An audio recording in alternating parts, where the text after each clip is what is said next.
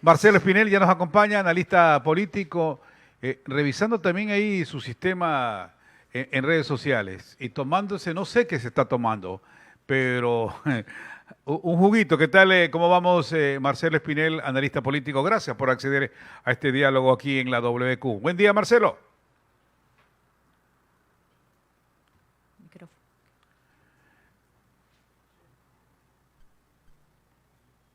¿Podemos escucharlo? ¿Me escucha ahí, William? Correcto, ahora sí, Muy correcto. buenos días, un cordial y atento saludo a su distinguida audiencia. Decíamos que tempranito viene un cafecito, un juguito, ¿no? Todo esto. Ahí un poquito de agüita para poder empezar a recargar energías. ¿Recarga energías el gobierno cuando hace cambios en el ministerio? Por ahí, ¿esto hace que emprenda un nuevo rumbo o va por el mismo camino, pero con diferentes actores? Bueno, yo creo que tras el cisma político, tras la crisis política que tuvimos en las semanas pasadas, un refrescamiento del gabinete era más que necesario. Incluso los sectores movilizados presionaban al gobierno para que pueda tomar decisiones al respecto de la salida de algunos ministros. Habría que ver ahora tal vez el trasfondo de esta salida si va un poco más allá de esta presión de los sectores movilizados. ¿Y a qué me refiero? Economía. Era claro que el ministro de Economía no estaba de acuerdo con el aumento en el subsidio. Entonces puede ser que ya existió una discrepancia mayor entre el ministro de Economía y el presidente de la República, lo que dio como resultado su salida, y no lo que se ha mencionado en redes sociales, que es un supuesto viaje por aspectos profesionales, de estudios, me parece. Y en el caso de la ministra de Salud, también creo que la situación es bastante grave en el sentido de que se desconoció por muchísimos meses, William, la necesidad de la declaratoria de emergencia en el sector salud y que es precisamente la movilización ciudadana lo que termina obligando al presidente de la República a declarar esta emergencia. Entonces, son claros mensajes que la ciudadanía debe tener en cuenta para poder comprender la salida de estos dos ministros. Claro. Al presidente de la República no era una especie de ser testarudo. A mi madre me decía testarudo. Mi madre lojana me decía, eres un testarudo, eres un terco, te están diciendo que hagas esa cosa, te estoy diciendo y no lo haces. El presidente no escucha a otras personas.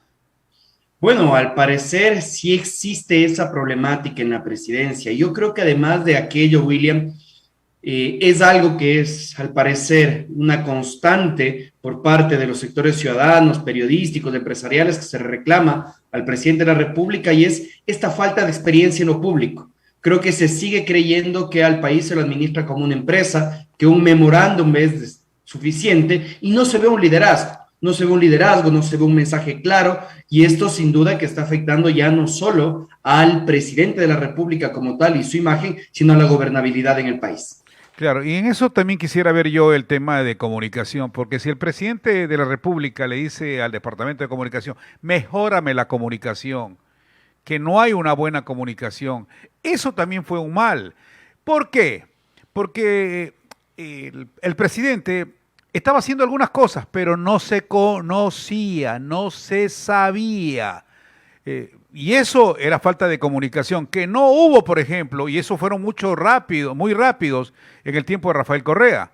Era una rapidez. Estaba hablando algún actor y ya le tenían la respuesta. Sí, yo creo que comunicación que a veces se usa para bien y a veces se usa para mal. Recordemos también que esta comunicación constante del gobierno de Rafael Correa en muchas ocasiones también se lo hizo para perseguir a la disidencia. Así es. Sin perjuicio de ello, enfoquémonos en lo actual. El problema, William, que se puede ver es que no se dio el paso. ¿Y a qué me refiero con que no se dio el paso? No pasamos de la comunicación de campaña hacia la comunicación de gobierno. Y la comunicación de gobierno implica dar un mensaje global al respecto de por qué se toman las decisiones y cuáles son las consecuencias de esas decisiones. Tomemos uno de los últimos mensajes del gobierno. La comunicación inicial de el aumento, en este caso, de 10 centavos del subsidio de la gasolina. Nunca se explicó cuáles eran las consecuencias para el gobierno de estos 10 centavos. Incluso lo que puede percibir el ciudadano es apenas son 10 centavos. pero no hablamos de la globalidad de los subsidios, de cuántos millones de dólares al año implica esto y qué es lo que podría dejar de hacer el gobierno precisamente por el aumento de ese subsidio. Al dar este mensaje incompleto por parte del presidente de la República, estamos fallando en comunicación. Sí, Marcelo, pero también hay, y algo me preocupa como periodista, como comunicador, ya tengo alguna larga data, es el tema de focalizar. Con Correa comenzábamos a focalizar, pero ahí que sí, que ni sé cuánto. Siguió Moreno, sí, aquí la focalización. Hoy nuevamente renace el tema de la focalización. En la focalización también podríamos enfriar un poco la furia, entre comillas, que siente la gente que, por ejemplo, trabaja en el campo, que siente la gente, por ejemplo, que trabaja en la pesca. Es que debe ser que para ellos vaya el beneficio, pero de focalización en focalización tenemos larga data, Marcelo.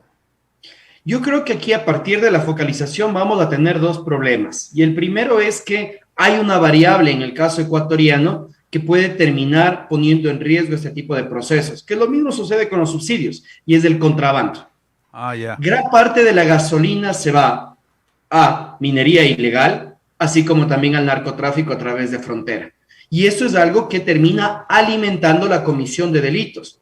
Y eso hay que ser cuidadosos, porque no solo es el hecho de elaborar una tarjeta que permita aliviar la economía de aquellas personas que sí necesitan el subsidio, sino cómo se puede controlar adecuadamente la prevención, en este caso, de la comisión de delitos.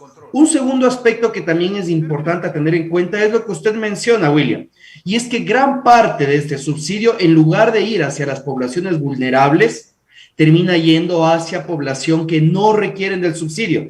Hace unos minutos escuchaba al economista Augusto de la Torre que el 70% del subsidio terminaría yendo para clases acomodadas, que es precisamente a personas que tienen un auto o dos autos que les permiten movilizarse y no para el sector agrícola, para el sector pesquero. Sí, y ahí es cuando se pensaba en que se mantenga el precio de la gasolina, y qué pena que no se haya podido comunicar o proponer esto, y que más bien el dinero que ahorra el Estado ecuatoriano en gasolina, por ejemplo, pueda ir a invertir en turismo comunitario, a tecnificar el desarrollo agrícola de nuestro país, o incluso a mejorar la educación y salud en materia de interculturalidad, así como también calidad.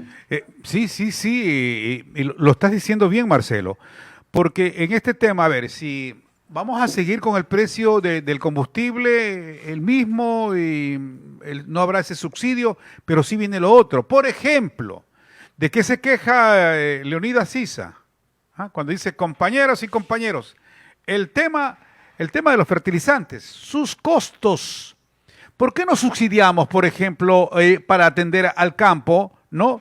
Para que de alguna manera aliviar su economía, subsidiando fertilizantes? Comenzaron con la urea, pero la urea no solamente es el fertilizante, sino que son varios. También podemos actuar en eso.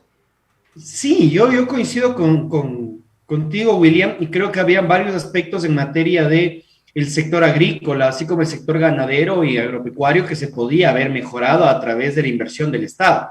Sin embargo, y tal vez ahí yéndonos a la parte comunicacional, algo que lograron posicionar adecuadamente bien el sector indígena es que la lucha de ellos no únicamente era para beneficiar al sector indígena, sino a toda la población. Y por eso decían, la reducción del costo de la gasolina no nos beneficia a nosotros, sino a todo el país, y más bien deberían agradecernos por esto. Y eso lo que trataba de buscar era una mayor cantidad de adeptos. Desafortunadamente, el país sigue sin avanzar hacia la eliminación de los subsidios. Personalmente, yo considero que Ecuador debe avanzar hacia esta eliminación y buscar sin duda medidas compensatorias. Caso contrario, se siguen perdiendo recursos. Marcelo, sobre la CONAIE y sobre la protesta de las organizaciones que se sumaron también, ¿sigue la mecha prendida? El gobierno únicamente ganó tiempo. Ahí no es que en el acuerdo de la semana pasada ya el gobierno se puede dar como victorioso, sino que lo que fue es ganar un tiempo de 90 días para la instalación de las mesas técnicas y dar respuesta específica a los 10 puntos que planteaba la CONAIE. Supuestamente el día jueves se realiza la primera mesa técnica que va a ser convocada por la conferencia episcopal, y en esta tendrá que darse respuesta no solo a la focalización de subsidios, sino otros temas como, por ejemplo, la garantía de los 21 derechos colectivos, entre los que está la educación intercultural, el derecho a la consulta previa. Se va a discutir sobre seguridad, se va a discutir sobre moratoria y condonación de deudas. Entonces, hay varios aspectos que el gobierno tendrá que resolver. Caso contrario, la mecha que tú mencionas, William, volverá a encenderse desafortunadamente nuevamente en el mes de octubre. Gracias, Marcelo Espinel, por acompañarnos esta mañana. Seguiremos tocando vuestra puerta para seguir en este análisis, sabiendo lo que está pasando en el país. Gracias, Marcelo, nos cuidamos. Siempre un gusto, William. Un buen día, hasta luego.